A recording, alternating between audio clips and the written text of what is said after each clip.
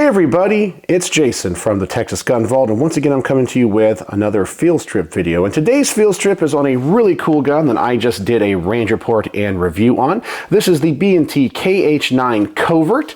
As you can see, it is a really cool color of coyote tan, and it's called the Covert because the magwell folds and the pistol grip folds, thus allowing you to transport this more covertly. Yeah, it's a pretty cool version of the KH9. Now this is also in the pistol configuration, but this field strip will be exactly the same for all KH9 models, whether it is a pistol, an SBR, or a braced pistol if you're allowed to have that. So let me go ahead and put this all back together and we will start the field strip. We will start the field strip by dropping the magazine and ensuring that there is no ammunition in there. It looks like we are good. We will then pull the bolt back and we will make sure that there is no ammunition in that chamber. Looks like we are also good. So this gun is safe.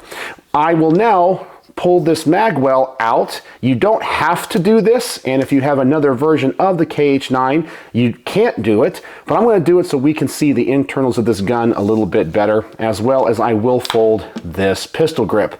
The next thing you want to do is pull the trigger, which is going to take the pressure off of all of the springs. And there we go. The only tool you may need for this is going to be a little punch, and we are going to push these two takedown pins, very similar to that of an AR-15, through. These are a little bit tight in this gun, that's why I need the punch. So we'll get those started. We'll go to the other side of the gun and make sure to pull these all the way out. There we go. And when they come out, the lower simply comes right off of the upper receiver. We can now set this aside. The next thing we are going to have to do is take the end cap, which right now this is set up for a stock when the owner of this SBRs it, and you're going to push down. And this is pretty much the same like all B&Ts. And as you can see, my hands are kind of dirty because I have not cleaned this yet, and that's what I'm going to do as I field strip this. So I'm going to push down on that, and you're going to hear a little snap. There it is. And now this end plate comes off. As you can see, we have two guide rods. Set that aside. We have two recoil springs. One is thin and one is pretty thick, and it corresponds to the different guide rods. As you can see, the thinner one will fit over the longer one, and the thicker one will go over the shorter one. And now we can pull out the back part of the bolt, and this has a two-piece bolt. Here it is. It's just like a Sights Spectre. So there's that part. And then we have to go to the top of the firearm. And here we have the charging handle. And when this lines up with the cutout, if I can get this out here, I might have to push it back in a little bit. There we go. You can see the cutout right there. When it lines up with that, you can pull that charging handle out and the bolt simply comes right out the back. And that allows you to get all into that firearm for cleaning. Yeah, very simple, very easy to take apart, and as you can see, this thing is absolutely filthy and dirty because I just got it back from the range. All right, so let me clean this thing up and then we'll put it back together.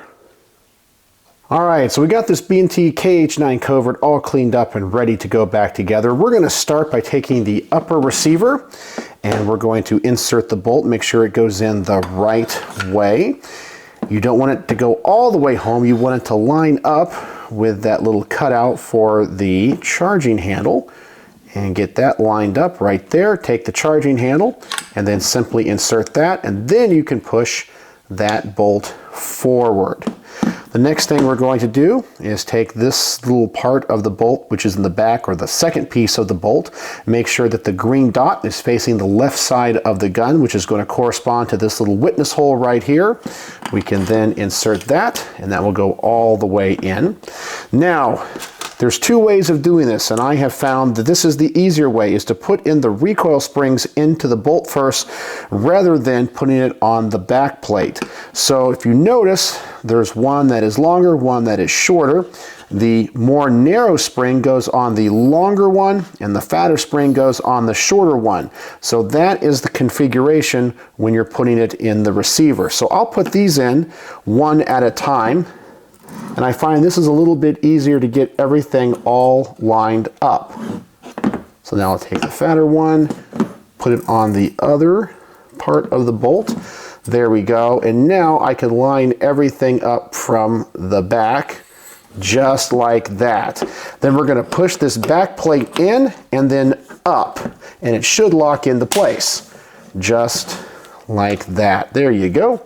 All right, so now we're going to take our lower receiver, make sure these takedown pins are all the way out. We're now going to put it onto the upper receiver. You'll also notice that there is a little hole here around the trigger guard, and that is going to correspond to a little nub right here on the upper receiver, and we're going to line all of that up when we put it together, and that's how you know it is together correctly. So right there, there we go. And that should be locked in place, just like that. There we go. Now we go to the other side of the gun. We can push these pins back through the firearm. There we go. And of course, we can close up the magwell, close up the pistol grip, insert the magazine, and then we can check for function. Now this does not have a hold open after the last round, so you should just be able to pull the trigger, then let's cock it, and we should be able to decock it with the lever. Yep, and there we go. So that is a complete field strip and reassembly of the B&T KH9 Covert, and I hope this helps somebody in the future because I know this field strip is a little bit confusing without the owner's manual. So, as always, thanks for watching.